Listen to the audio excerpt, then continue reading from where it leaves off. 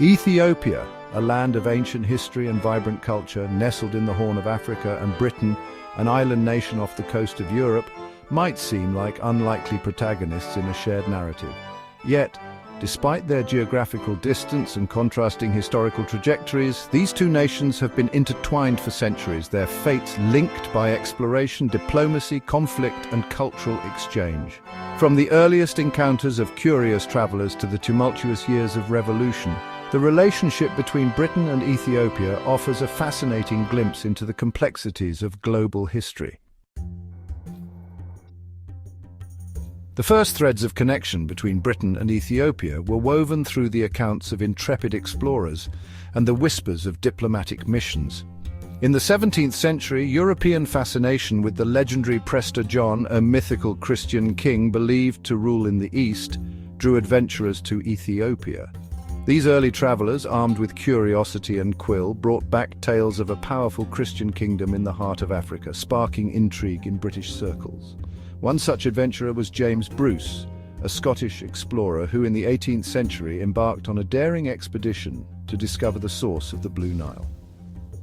Bruce's vivid accounts of his travels in Ethiopia, including his encounters with the Ethiopian emperor, captured the British imagination and laid the groundwork for more formal diplomatic engagement. These early interactions, though sporadic, planted the seeds of a relationship that would evolve in unexpected ways over the coming centuries.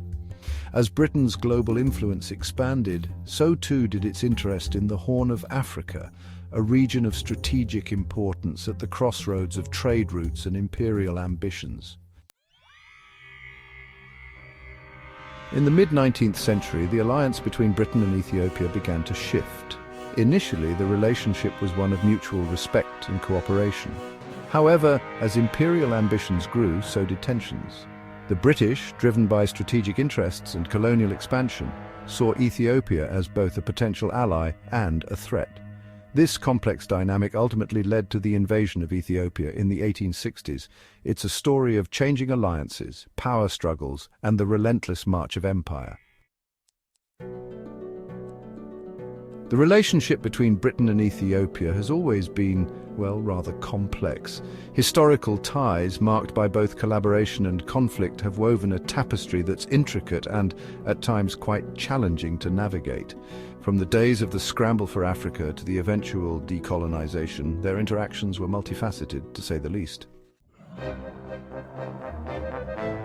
The mid-20th century brought significant upheaval. Revolution in Ethiopia and the broader context of Cold War politics added layers of complexity.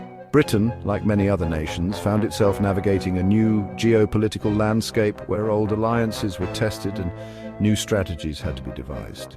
The interplay of local and global politics during this era cannot be overstated.